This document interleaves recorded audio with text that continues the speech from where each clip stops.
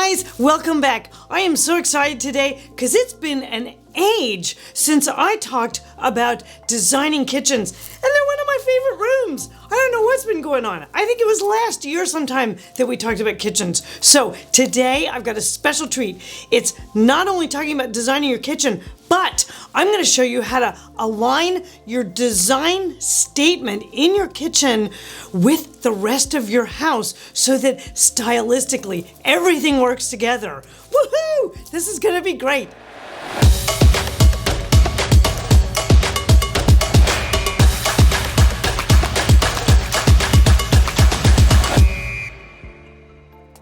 Okay guys, so kitchens, as we know, are super complicated, and there's 5 main elements that we have to address when we're going to align the style of what's happening in your kitchen with the rest of your house. Now, the first thing you always want to address is your palette. The second thing you need to consider is the style statement of your cabinetry. Then you can tackle appliances and your fixtures, and that's your finished plumbing, your lighting, and your hardware. You always want to take a look at your countertops and your backsplash, and of course, last but not least, is your flooring. So guys, the thing that you always have to remember is that whether or not your kitchen is an isolated room or it's part of like a bigger area that you can see from everywhere, you always want to make sure that it feels the same as the rest of the house. So how do we do that? Let's go through the 3 styles and talk about how you can tweak what you've got to kind of make it speak the same language. Let's start with contemporary. So everybody who's got a contemporary space out there, listen up, let's start taking notes. Okay, so now with a contemporary kitchen, your palette is super important. You definitely want to stay in the neutral tones. Now, you can play all white with a little bit of a natural wood or something like that. That's no problem, like you see here, that's beautiful. Or you can go all the way to the dark. I'm not a big fan of it, but there are definitely people out there that have rocked it and made it work in a contemporary way. I mean, this one kitchen with the backlit wall is fabulous. So you can definitely handle that. The second thing that's super important to consider is your cabinet fronts. If you're contemporary, your best solution, guys, is absolutely the flat fronts like you see here. Oh, those are great. Super clean, super simple, and they scream contemporary. Now, with appliances, what's great about contemporary styling is that you can go with your plain stainless, or even now they have some of the appliances that have kind of the black finish to them, or they call it a carbon, some of them, and those are great looking for the palette and the style. So you can definitely cover yourself that way. Now, as we get into fixtures, the first thing that you want to think about is your plumbing fixtures, your decorative plumbing. So that needs to be kind of clean. It can go dark or light, but you kind of want to stay away from the aged brass effect because that tends to look a little bit more transitional. This black with brass, that's okay. Then you've also got chromes and brushed nickels. Those are all great finishes for your plumbing, and just remember to keep your styling super clean. Same would go also for your decorative lighting. Simple, clean, maybe 1 or 2. It doesn't need to be an overstatement. That's really key to that. You can definitely see how that makes it super simple and plain. Now, hardware that you want to address when you're dealing with contemporary, you can even go no hardware if you want. But if you do hardware, you want to kind of keep it clean, maybe a simple finger pull or a bar. That's all fine. Just keep it calm, quiet, and streamlined. That's great for that. Now, the next big category is to be looking at your counters and your backsplashes. Okay, here's the deal here. Straight edges on the counters, thick as you can make them reasonably on the edges, looks really good. Look at this. And then your backsplashes want to be simple. Now, rendered either in this light tone, which I love, which is taking the material and wrapping it all the way up the backsplash. That's a great look and a big trend right now. Or you can do something with an accent tile like you see here in the black picture, which is great, but that accent tile is super quiet and really it's almost a texture play against the rest of the cabinets. So that just looks super clean and contemporary, and that would be a winner. The last but not least is your contemporary flooring. Oh, super important here. Now, one thing I will say about flooring, if your kitchen is part of a great room complex, naturally the flooring from the rest of the space flows straight in and goes all the way to the cabinets, and that's no problem, especially if it's a contemporary space, because it's already probably a wide plank or something like an oversized porcelain or something like that. If it's not, and there is a break in that area, those are your two best options. So, wide plank wood or a oversized porcelain, which I love, especially when you see it in this picture here. That's fantastic looking, and it looks super clean, minimal grout lines, and you're good to go with the flooring for a contemporary kitchen. All right, guys, so now let's cue up you transitional fans.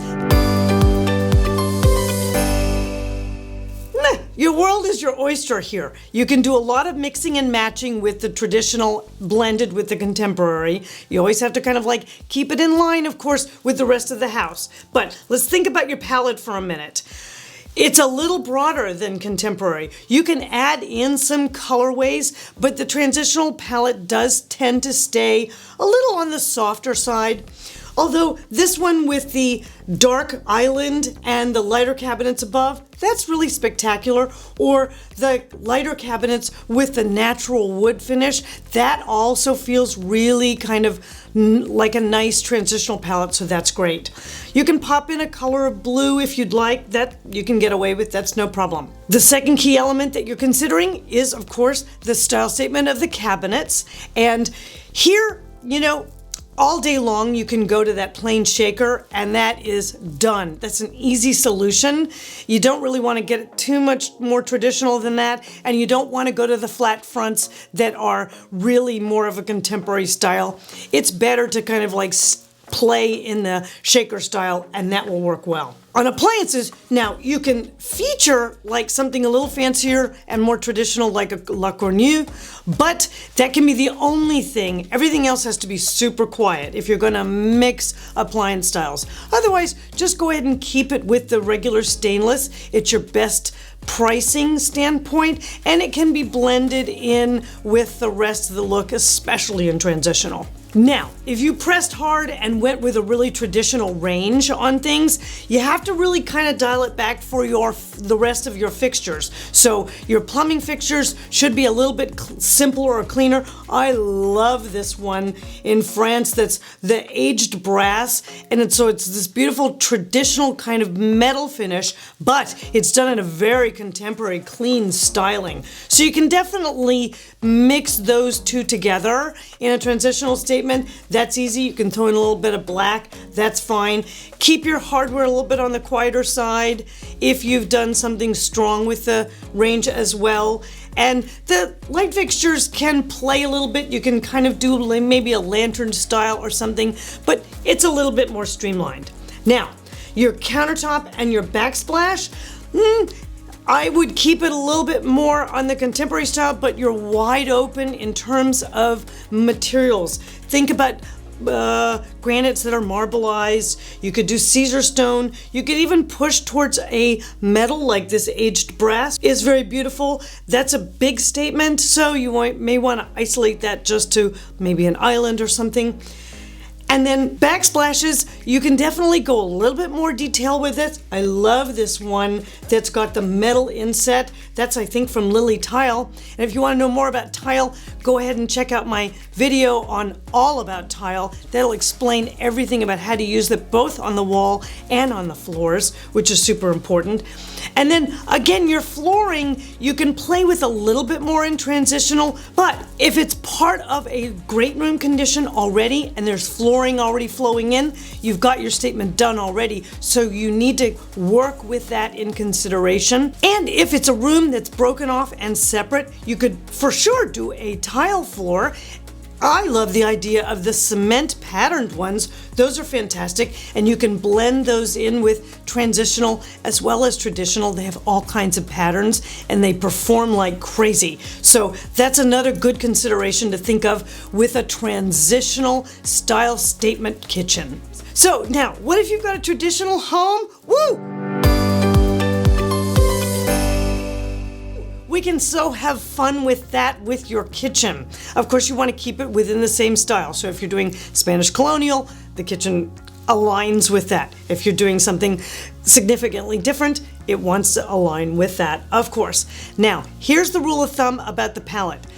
Traditional kitchens, sorry for that, are dark.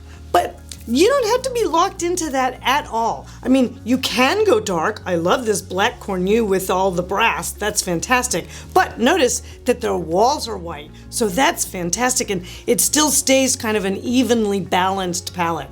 Or think about doing something like maybe with the blue Portuguese tiles, if that's a style that will work with your home. Oh, I love that. That's fantastic. Or maybe you've got a little bit of a cottage vibe going on. A soft yellow is absolutely beautiful for that. Even sage greens if you're doing something kind of formal. That's beautiful and still soft and easy to work with for kitchens. Okay, on our cabinets, just go to town on the fronts. You can make them as ornate and carved and detailed as you want. Just go crazy with it. But here's the caveat. Don't do the really ornate and make them wood. Either make them ornate and paint it a fabulous color, like you see in this gorgeous, all sort of Ceylon ivory kitchen, which is really beautiful, or keep them a little simpler and you can add to them. I love this beautiful white kitchen that's still very traditional with the white and brass detailing. That's a lovely palette and it makes it feel traditional but fresh again, which is where we want to kind of make sure that we're staying if we're going to bother to go to the upgrade. So now our appliances are the next thing we need to address. Le Cornu or any of the beautiful traditional style ranges can be a centerpiece, which could be fabulous. Now, stainless steel for the rest of the appliances doesn't work quite as happily with traditional. So what you want to consider is putting into your budget the option to have what's called cabinet front appliances. You can see in this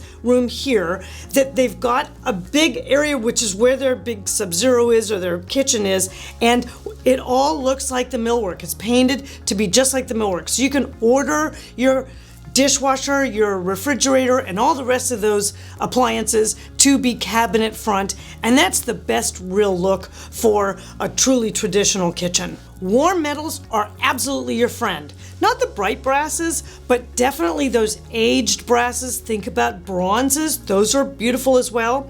If you're gonna lean towards the silver tones, which is totally fine, you want it to be dressier. So think of like this polished chrome finish. There's even some in a silver finish, which is lovely. It's a bit of a pain because you have to polish it a lot, but they're absolutely beautiful and very traditional. So that's great.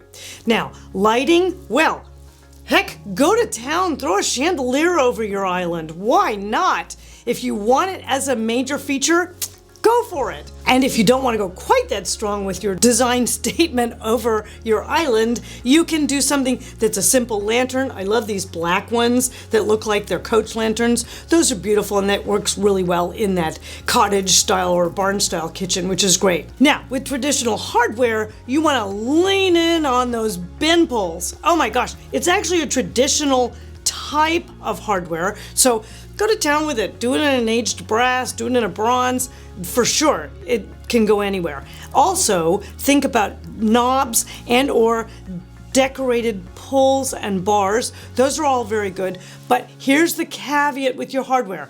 If you went way out on a limb and did super ornate cabinet fronts, you want to dial back that hardware styling just a little bit, maybe keep it a little bit calmer because you don't want the two to fight, because after all, you want the focal point to go where you want it in that kitchen. Now, countertops and backsplashes. Oh my gosh. So here's the rule of thumb. No granite, period, the end. Nothing that looks like concrete. Nothing that looks super modern. No, don't go there with traditional. Stone is your friend, natural stones, some of them, and quartzes that look like they have veining or something like that. That's absolutely a beautiful solution. So consider kind of white marbling, white with gray, or kind of darker marbling, a little bit everything in that direction is perfect, perfect, perfect for traditional styled kitchens. Now, your backsplashes also can be very detailed. Again, don't let them fight with the cabinetry, but you can do beautiful kind of patterned tiles. You can even do what's called an emblem over the range hood area. I love this one that's just all one color, but it's formed tile. That's fantastic. Or how about this one, which is, I don't know, pheasants done in a mosaic.